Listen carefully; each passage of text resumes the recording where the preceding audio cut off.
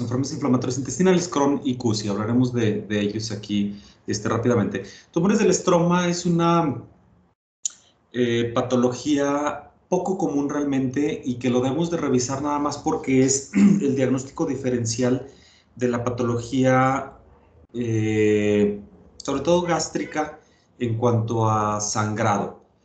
Y en cuanto a patología de intestino delgado con obstrucción intestinal, también sangrado de origen oscuro en el intestino delgado, pero más a los síndromes obstructivos del intestino delgado.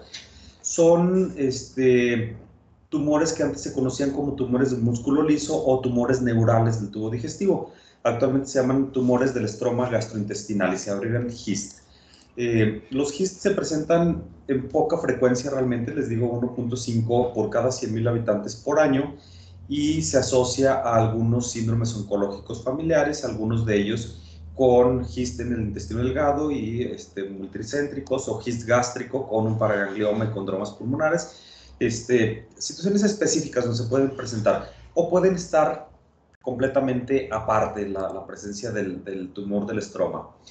Se presentan más comúnmente en el estómago, es la localización topográfica más común que hay, el GIST del estómago, y por lo tanto es lo que decíamos, tenemos que tomarlo en cuenta como el causante de un sangrado del tubo digestivo alto. Comenzamos a evaluar al paciente con sangrado digestivo y decimos hemorragia variceal, hemorragia no variceal, úlcera que está sangrando, y resulta que era un tumor del estroma. 1/3 de los casos en el intestino delgado y 10% en el resto del intestino grueso, del recto o del esófago. Pero pueden encontrarse en cualquier porción de la pared del tubo digestivo y la mayoría se encuentran en localización submucosa. Es importante hablar del GIST como una neoplasia que es benigna, su estirpe es benigna, pero su comportamiento es maligno. Es decir, no es como el adenocarcinoma, por ejemplo, que su estirpe celular es maligna y hay displasia y hay crecimiento desmedido. Acá sí hay crecimiento desmedido, por eso es que la estirpe celular es benigna, pero el comportamiento es maligno. Entonces, es importante también reconocer eso, ¿de acuerdo? Los tumores grandes infiltran órganos vecinos y la mayoría se encuentran bien circunscritos, sangran, ocluyen, pero allí vienen encerraditos en su espacio. La mayoría de ellos están formados por células fusiformes y otros por células epiteloides y pueden confundirse con linfomas, con melanomas, con carcinomas del tubo digestivo, y por eso es importantísimo la inmunohistoquímica para desentrañar completamente la histopatología de la enfermedad. Cuando hablamos de GIST debemos de hablar del c-KIT, que es un marcador que es el CD117, donde realmente se tienen que hacer dos grandes grupos, uno el c-KIT positivo y el c-KIT negativo, que es el que tiene el DOG1. Es importante esto porque los que tienen c-KIT positivo son tumores que sí responden a quimioterapia, entonces el paciente va a tener mejoría en cuanto a esto. Las manifestaciones clínicas, decíamos, se va a presentar como una masa palpable, dolor abdominal, en algunas ocasiones dolor difuso, constante. Cuando comenzamos a hacerles endoscopía, ultrasonidos, tomografías al paciente, nos damos cuenta de que por allí anda el tumor del estroma. Puede presentarse como hemorragia, como anemias, como síndromes de pérdida de peso, o incluso esas obstrucciones completas o las perforaciones del tubo digestivo. Entonces, decir sospeché de un GIST porque el paciente había sangrado es anecdótico. Sospeché de GIST porque estaba ocluido del tubo digestivo, realmente no. Detectamos y diagnosticamos el tumor cuando estamos haciendo la evaluación de ese sangrado, de la obstrucción, del dolor, pensando en cualquier otra cosa menos el GIST, o cuando entramos a una cirugía por la obstrucción, por el sangrado, por la perforación, y encontramos el tumor del estroma. Pero diagnosticarlo así de manera primaria, como algunas otras patologías, realmente es difícil, es muy limitado el diagnóstico preoperatorio o el diagnóstico así inicial de decir tengo un GIST. lo encontramos con el ultrasonido endoscópico, por ejemplo, nos permite identificar el sitio específico donde está el tumor. Dificultad con el ultrasonido endoscópico no se tiene accesible en todos los lugares ni en todos los momentos. Podemos encontrar un tumor cubierto por mucosa normal, o bien con la endoscopía, la cápsula o la enteroscopía de balón, podemos encontrar la presencia de un tumor, un crecimiento anormal, y luego ya que hacemos estudios de extensión, tomografía, ultrasonidos, entonces encontramos ya completamente al tumor. En la tomografía con la reconstrucción 3D, que es lo ideal, una tomografía helicoidal con reconstrucción, nos permite identificar una masa irregular heterogénea que, decíamos, la mayoría se van a encontrar en el estómago, en el delgado, y nos permite delimitar hasta dónde llega el tumor, sobre todo con la tomografía dinámica, donde pasamos el material de contraste intravenoso y nos permite identificar hasta dónde llega. Las biopsias pueden ser biopsias percutáneas, endoscópicas, por aspiración.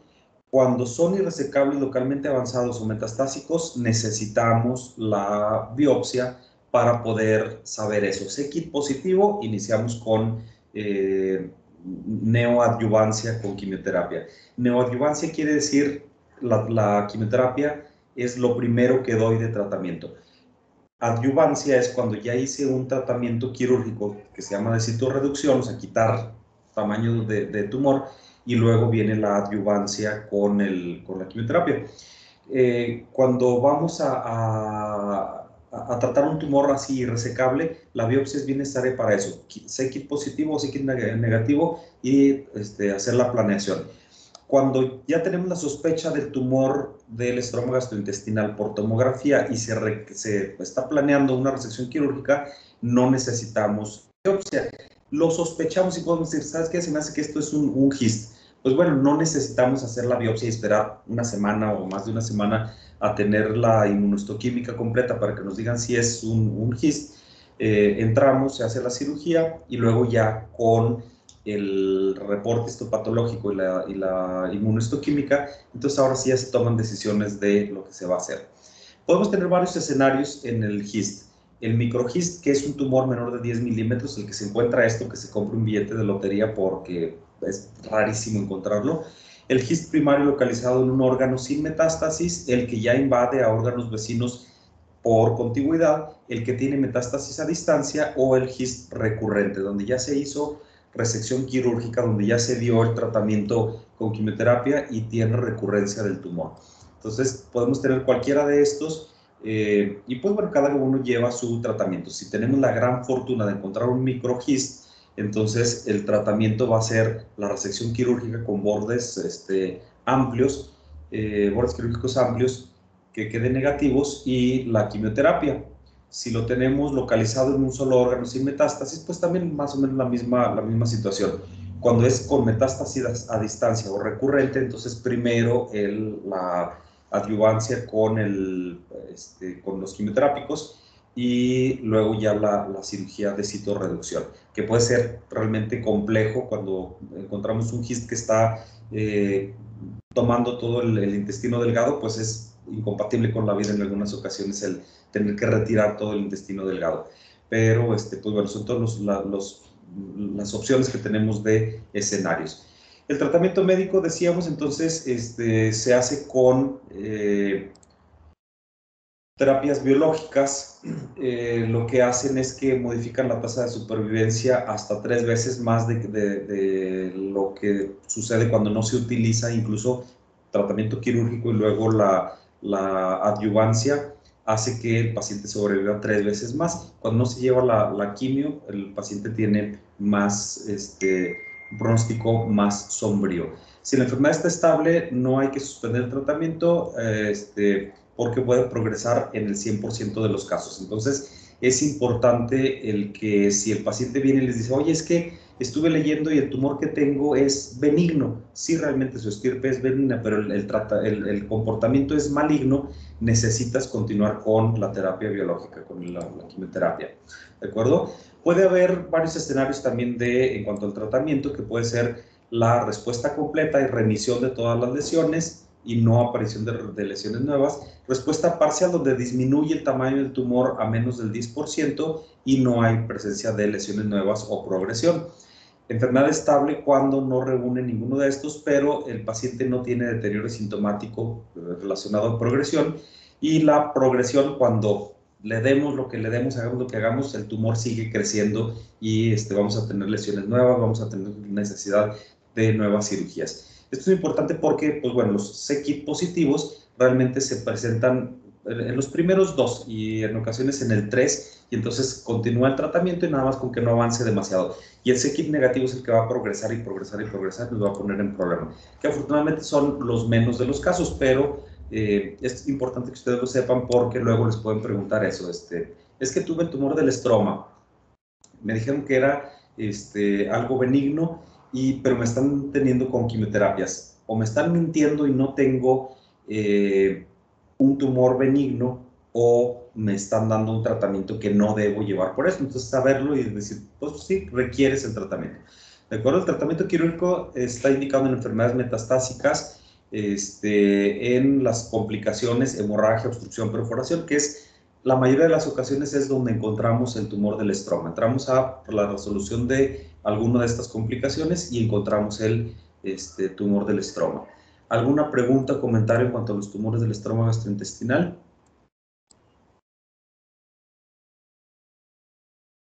Nada, doctor, estamos dormidos. Bueno,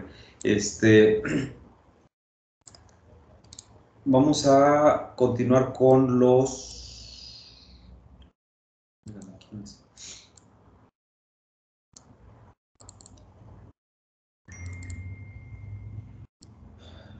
con enfermedad inflamatoria intestinal. Enfermedad inflamatoria intestinal es una patología, bueno, un grupo de patologías que tampoco son para el tratamiento por el médico del primer contacto, pero debemos tener el conocimiento de las enfermedades inflamatorias intestinales, sobre todo para la prevención de complicaciones y para apoyar a nuestro paciente, decirle tienes que ir siempre con tu gastro clínico. Esto lo ve el gastro clínico. El gastro quirúrgico ve la complicación cuando está obstruido, cuando hay que hacer la colectomía, que es lo que vamos a ver ahorita un poco también, pero este paciente no se lo queden ustedes. Si sospechan la patología, pueden mandar a hacer los estudios, pero díganle al paciente, ya no pierdas tiempo, ya no vengas a traerme a mí los resultados, vete con el gastroclínico. Y siempre hay, en la gastroclínica hay a quien le gusta mucho hígado, por ejemplo, a quien le gusta tumores neuroendocrinos, a quien le gusta las enfermedades inflamatorias intestinales. Entonces, derivarlo siempre con alguien que sea el adecuado, a quien le guste la enfermedad inflamatoria intestinal, porque luego iniciamos el tratamiento con esteroides. Decimos, bueno, si tengo inflamación crónica, lógicamente, y a veces en reumatología, por ejemplo, vemos que pues es inflamación crónica, esteroides a montones y durante mucho tiempo. En enfermedad inflamatoria intestinal hay ocasiones en que no debemos utilizar esteroides. Entonces, es importante que recordemos todo esto, ¿de acuerdo? Son un grupo entonces de trastornos inflamatorios del tracto gastrointestinal con comportamientos clínicos y biológicos distintos, pero que comparten mecanismos fisiopatológicos.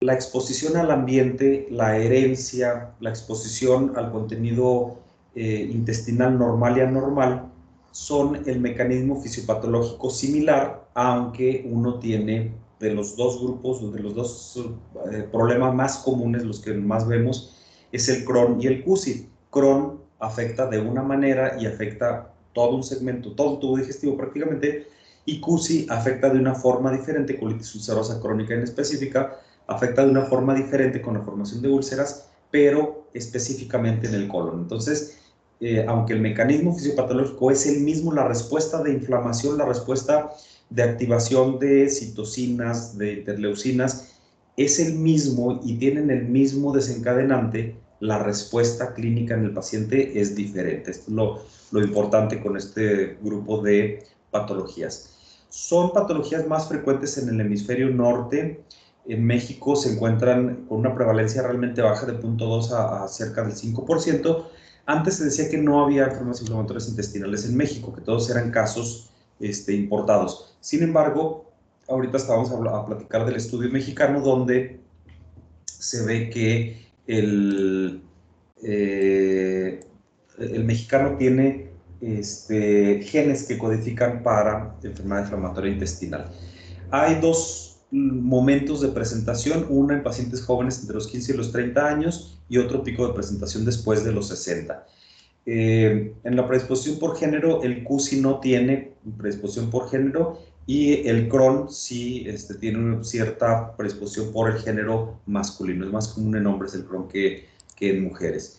Es más frecuente en nosotros los blancos, así que parecemos transparentes, es más común padecer enfermedades inflamatorias intestinales.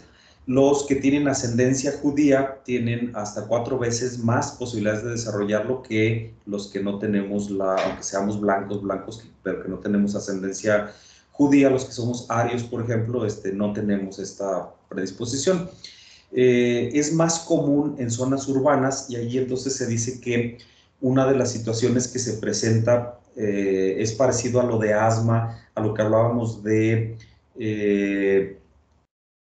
la esofagitis eosinofílica, el contacto con algunos alergenos o con algunos elementos del ambiente, cuando se llevan muy tarde, el sistema inmune no conoció, por ejemplo, el contacto con la tierra, con algunas plantas, con algunas cosas, y se tiene el contacto en una edad mayor, la respuesta inflamatoria va a ser muy grande, desmedida, y nos va a provocar todo esto. Y es una patología de estratos socioeconómicos altos. Entonces, por eso les ponía acá a Justin Bieber, porque es esa persona joven con esas características de predisposición. Justin Bieber en algún momento nos van a decir, ya empezó a evacuar sangre, tiene Crohn o tiene CUSI. ¿Qué es lo que pasa con la respuesta del intestino o de todo el tubo digestivo ante la fisiopatología de la enfermedad inflamatoria intestinal? Pues hay una respuesta tóxica al contenido intestinal, una respuesta a los cambios en la microbiota intestinal, una respuesta al contenido intestinal anormal, aumento de absorción de moléculas y aumento de la respuesta inmune y no inmune al contenido de la luz intestinal, con factores importantes para desarrollarlo, decíamos, condicionantes ambientales y genéticos, condicionantes o situaciones promotoras y causales como los agentes microbianos y factores mediadores de la inflamación, el sistema inmune y la parte no inmune en cuanto a respuesta. En cuanto a los factores ambientales, el tabaquismo, por ejemplo, es un factor importante, por eso la recomendación es ni fumen, ni huelen bonito, ni se ven bien fumando. Es el peor vicio que se puede tener y además nos dañan a los que no somos fumadores y nos acaban nuestro oxígeno. El 40% de mayor riesgo de padecer cualquiera de las enfermedades inflamatorias intestinales y de padecer complicaciones, desde estenosis, úlceras, sangrado, fístulas, pancolitis. Todas las complicaciones se ven mucho más en el paciente con hábito tabáquico positivo. Los hijos de los pacientes con CUSI que fuman tienen 2 a 5 veces más posibilidades de desarrollar la enfermedad y de desarrollarla con formas graves. Entonces, recomendación, no fumar. Sin embargo, hay un grupo de pacientes que ya fumaba y dejan de fumar y ¡pum!, se les aumenta la posibilidad sobre todo de complicaciones. Sin embargo, esto no quiere decir que se fume como protección para Crohn y para CUSI. En cuanto a los factores ambientales, tenemos algunos agentes infecciosos como la presencia del virus del sarampión, la convivencia con E. coli y con Mycobacterium para tuberculosis como factores que desencadenan la respuesta inflamatoria a nivel de la mucosa y que nos van a llevar a esa respuesta desmedida. En cuanto a los factores familiares y genéticos, el 40% de posibilidades de desarrollarlo cuando tenemos familiares en primer grado y se asocia a la presencia de estos HLAs, el DRB1, el 103, el 1502 y el 12. que se encuentran en estos cromosomas y que nos hacen que el paciente tenga la predisposición genética para desarrollar este tipo de enfermedades inflamatorias. Tenemos, por ejemplo, lo decíamos del estudio en la población mestiza mexicana, los de HLA-DR1 tienen predisposición para CUSI, los del DR1-5 tienen predisposición para pancolitis, inflamación de todo el colon. Ahorita que hablemos más específico de Crohn, de CUSI, hablando diferenciadamente de ellos, vamos a ver que pancolitis es una de las situaciones complejas que puede haber. Y el 0103 codifica para formas graves que requieren tratamiento quirúrgico. Esto es importante porque el paciente que detectamos con enfermedad inflamatoria intestinal siempre debe hacerse un estudio genético para saber cuál de estos HLAs tiene y entonces poder predecir cómo le va a ir al paciente, poder alertarlo antes de que tengamos situaciones. Mientras más genes se tienen, la edad de presentación es más temprana, el comportamiento clínico más agresivo y la posibilidad de complicaciones mucho mayor. Entonces, por eso el estudio genético es bien importante en enfermedades inflamatorias intestinales. De los promotores que decíamos, no hay un patógeno específico, así que digamos, como en algunas otras patologías, tuvo el contacto con este virus, con esta bacteria, con este hongo, y por lo tanto, condición de causa-efecto, vamos a tener el problema. Aquí no. Pero el estado de tolerancia de las bacterias eventuales del intestino, que al romperse el equilibrio, desarrolla un proceso inflamatorio. De hecho, hay algunos estudios muy interesantes en cuanto a microbiota, que nos dicen que al haber una modificación normal de la microbiota en un individuo o en una población, nos lleva a, ya hablamos del tema de diarreas, por ejemplo, entonces nos puede llevar a eso, a diarreas, a brotes de infección, nos puede llevar a colitis, que se llama colitis postinfecciosa o síndrome de intestino irritable postinfeccioso, y el paciente responde con mucho más inflamación, y también hacia el desencadenamiento de la enfermedad inflamatoria intestinal, Crohn, CUSI, como consecuencia de esa modificación de la microbiota. Entonces, por eso es importante, no dar antibióticos en las diarreas. Segundo, tampoco utilizar antibióticos de manera así desenfrenada en otras patologías cuando no se requiere, porque eso nos va a hacer ese movimiento de la microbiota y nos puede llevar a problemas. Los factores mediadores, pues la respuesta humoral, la respuesta celular, con aumento de los linfocitos cooperadores y disminución de los linfocitos T supresores, aumento de la IgG1, aumento de la IgA y aumento de los anticuerpos contra polimorfonucleares, que son los PANCAS, llamados PANCAS, que es de hecho una de las cosas que se miden cuando estamos ante la sospecha de enfermedad inflamatoria intestinal. Se tiene que buscar eso en sangre, el PANCA, los anticuerpos contra polimorfonucleares. Las células epiteliales, contra los factores mediadores, las células epiteliales expresan antígenos de clase 2, presentan receptores a citocinas, interleucina 2, interleucina 15 y secretan interleucina 7 que provocan respuesta inflamatoria a nivel de la lámina propia, a nivel de la submucosa. Y les decía, los linfocitos T supresores disminuidos y los T cooperadores aumentados, y esto nos lleva a presencia de inflamación y de activación de otros factores proinflamatorios, como son las citocinas, como algunos otros factores y la respuesta final de inflamación a nivel del tubo digestivo. Hablando específicamente de las dos patologías del Crohn, del CUSI, diremos entonces que CUSI, colitis ulcerosa crónica en específica, se encuentra únicamente en el colon. De repente se sale un poquito hacia el ileón terminal, pero realmente se encuentra nada más en colon. Y el sitio de presentación es el colon distal, ano, recto, sigmoides, pero decíamos que hay pacientes que tienen la predisposición genética a formar pancolitis y encontramos inflamación en todo el colon. Es una enfermedad inflamatoria intestinal recurrente de causa desconocida que afecta a la mucosa del colon y se caracteriza por inflamación intensa, úlceras y sangrado. Y la manifestación clínica que va a tener el paciente es, cuando tenemos la forma aguda, diarrea con sangre. Cuando tenemos la forma crónica, dolor, de repente esa diarrea con sangre, pero más controladito. Entonces, nos presenta estas úlceras circunferenciales, todo el colon se encuentra afectado. Decíamos, la mayoría de los pacientes tienen afección hacia colon distal. Y entonces se presenta con un patrón simétrico circunferencial no interrumpido. Y entonces vemos que, me regreso a esta otra, donde en la colonoscopia vemos que no hay islotes de mucosa sana. Donde hay inflamación es completo. Y luego viene la transición del sitio lesionado hacia la mucosa completamente normal. Pero no es Crohn, por ejemplo, tiene parches y alrededor hay mucosa completamente sana. CUSI no, CUSI está completito.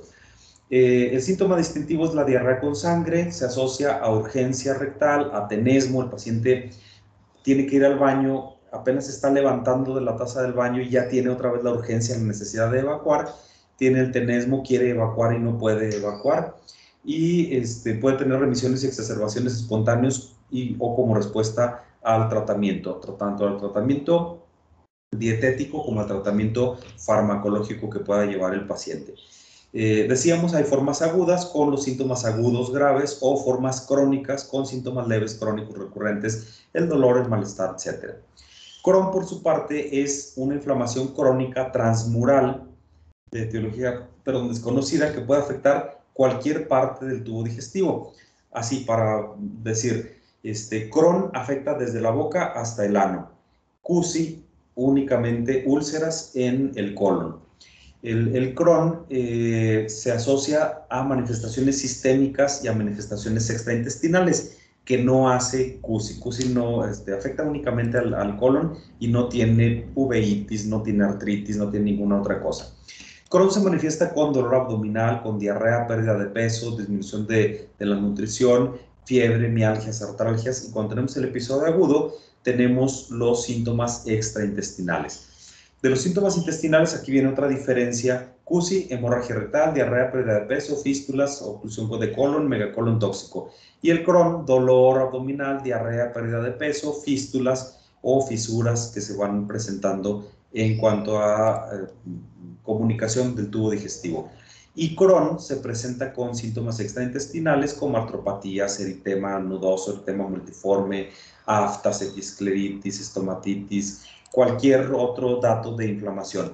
Estos se presentan en el episodio agudo y estos no tienen que ver con la actividad de la enfermedad, pero son trastornos crónicos que acompañan a Crohn. Los dedos hipocráticos, acroleitis, espondilitis, colangitis, hepatitis, carcinomas, anemia por deficiencia de absorción, etcétera, que son los síntomas extraintestinales. ¿Cómo vamos a sospechar que el paciente tiene la enfermedad inflamatoria intestinal? Pues con los datos clínicos, la diarrea con sangre, realmente. Y si tenemos el paciente con diarrea con sangre, blanco, antecedentes familiares, con ascendencia judía, con la característica de que siempre ha vivido en lugares de alta densidad de población, que es de un estrato socioeconómico alto, pues ya tenemos el diagnóstico. Pero, pues bueno, lo sospechamos sobre todo por la diarrea con moco y con sangre. Aquí en nuestro medio, siempre diarrea con sangre, hay que hacer la diferencia con las enfermedades infecciosas por parásitos. Entonces, un coprológico, vemos que no hay parásitos, una rectosigmoidoscopía o una colonoscopía con toma de biopsia, y entonces encontramos el diagnóstico. ¿De acuerdo? Se confirma de esa manera. Podemos hacer la colonoscopia con toma de biopsias, tránsito intestinal con vario, cápsula endoscópica, enterografía, resonancia, tomografía. Recordar que el colon por enema y la colonoscopia están contraindicados en el momento agudo porque pueden provocar perforaciones. Aquí tenemos algunas de las características que se encuentran en Crohn, por ejemplo. Vamos a ir viendo algunas otras, no son absolutamente necesarias que se aprendan algunas de estas clasificaciones, pero pues bueno, hay que conocer, hay que saber que existen. En la radiología simple solamente encontramos datos cuando hay complicación. El colon por enema, dijimos, está contraindicado cuando hay enfermedad activa o enfermedad grave, igual que la colonoscopia, pero cuando el paciente está estable nos permite identificar que hay pérdida de las austras, úlceras, rigidez, estrechamiento, tumores, sobre todo cuando tenemos colitis ulcerosa.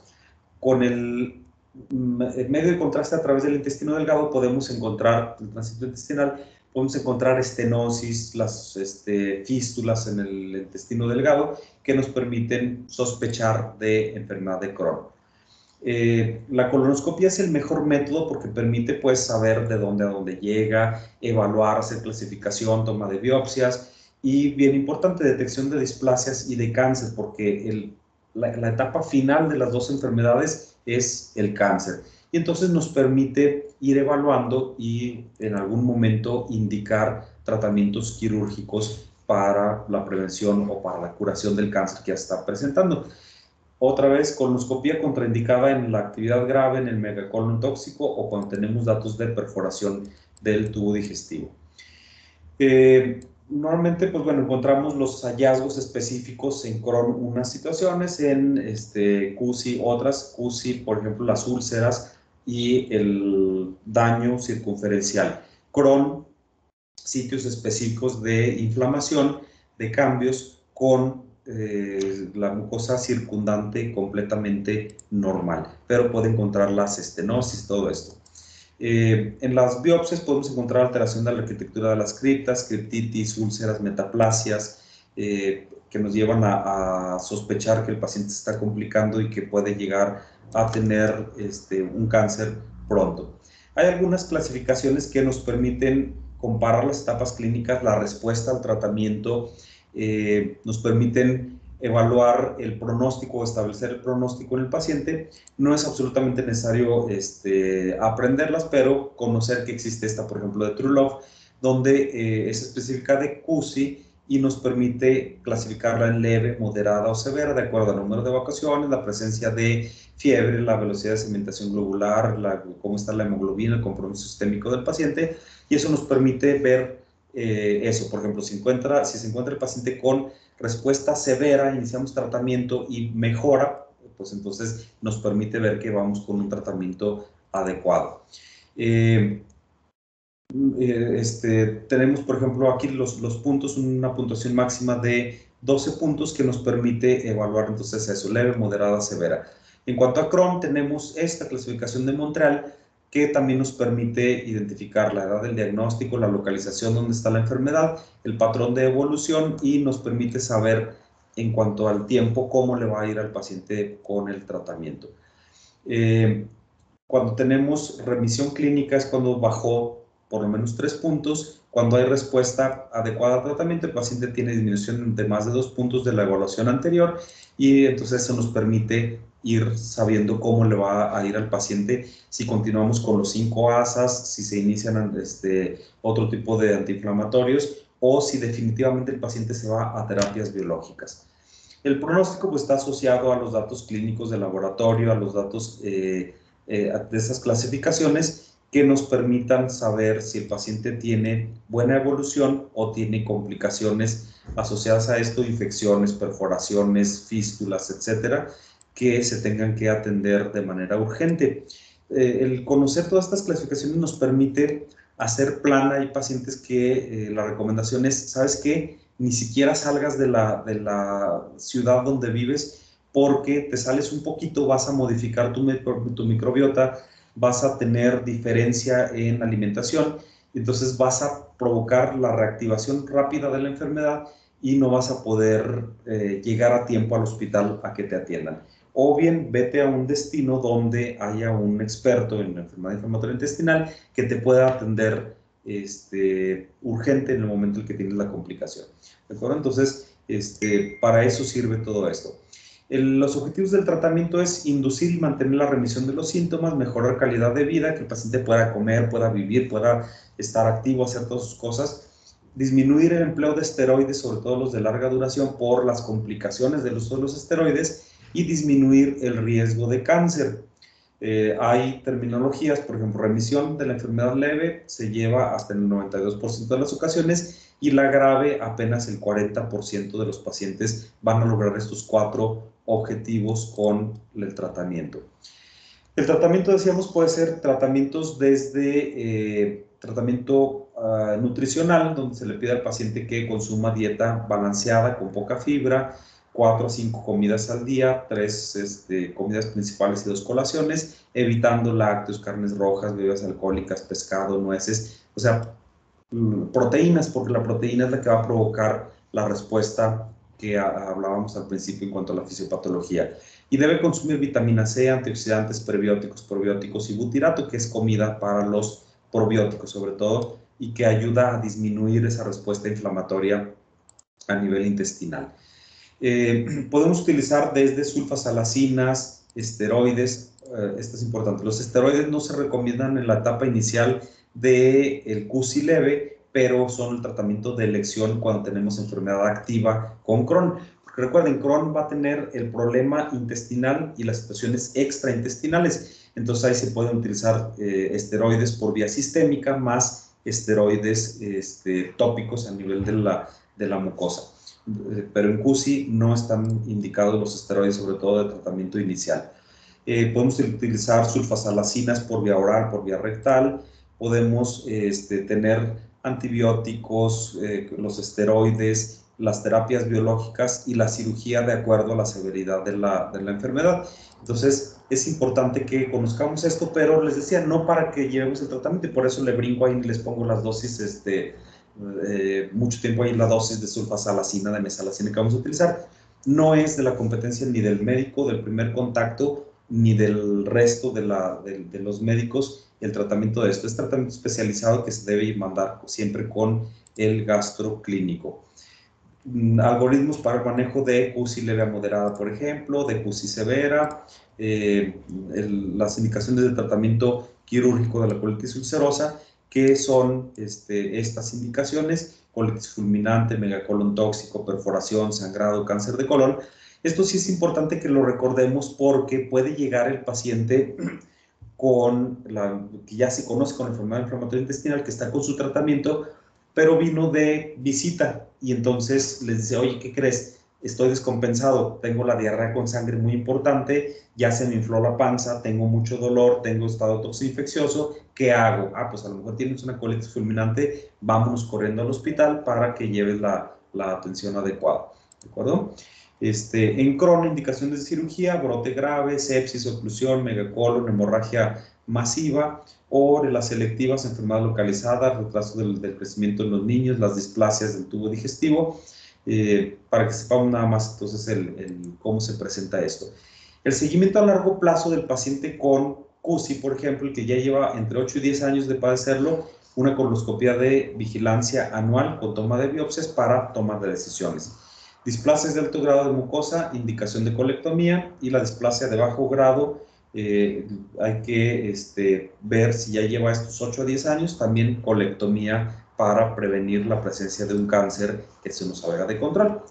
¿Preguntas, comentarios en cuanto a las enfermedades inflamatorias intestinales?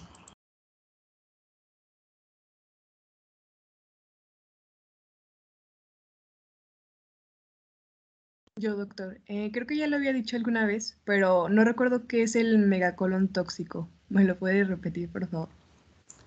Es esta imagen que vemos, mire, sin pensarlo, la conexión está presente, doctora.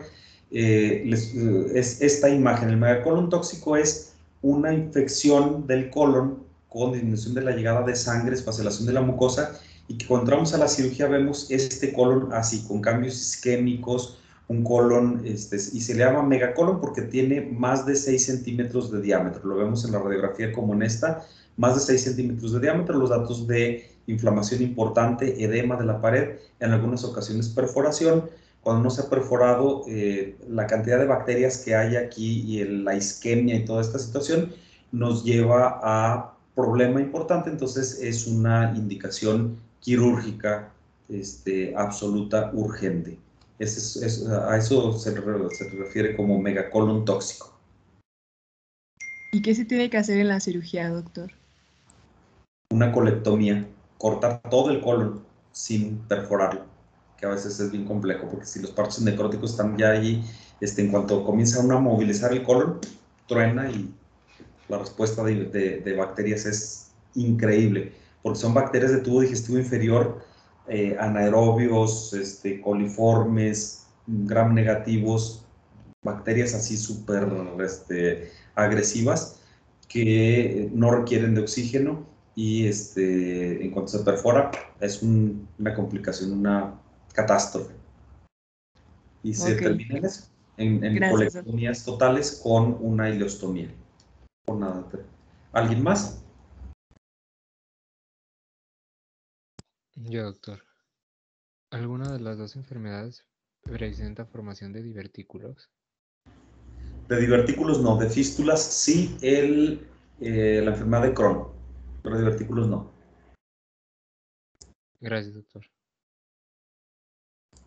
No, al contrario. ¿Alguien más? Dijo que el tratamiento de esta última era especialmente con, o sea, con un especialista, ¿verdad? Y la de Crohn, ¿no? No, las dos. En cuanto a sospechas de enfermedad inflamatoria intestinal, que son los dos grandes grupos, Crohn y CUSI, pero de repente hay pacientes que tienen esa diarrea con sangre, se les empiezan a hacer los estudios y nos dicen, las biopsias nomás dicen inflamación crónica inespecífica. Entonces es una enfermedad inflamatoria intestinal finalmente, pero que no puede caber completamente en los hallazgos histopatológicos de Crohn ni en los de CUSI. Pero cualquier enfermedad inflamatoria intestinal, Crohn, CUSI, tratamiento con el especialista. Tiene una sola oportunidad el paciente de estar estable. Entonces no andemos jugando con el tratamiento y haciéndole al héroe, tratando de darle, y sobre todo eso, los esteroides o las dosis inadecuadas de los 5 ASAs de sulfasalacinas y de mesalacinas. No, este paciente siempre derívenlo con el gastro clínico. Gracias, doctor. No, al contrario. Muy bien, entonces nos vemos la siguiente sesión. Lean, por favor, síndrome de intestino irritable, la siguiente sesión. El 80% de la consulta de gastro es síndrome de intestino irritable. El otro 15% es enfermedad por reflujo y el siguiente, el restante 5% son todas las otras patologías que hemos visto y que vamos a ver. Pero síndrome de intestino irritable, necesario, completamente necesario que lo estudien. Es lo que vamos a ver en la próxima sesión. ¿Vale? Pórtense bien. Gracias. Hagan su plan porque ya vamos a regresar.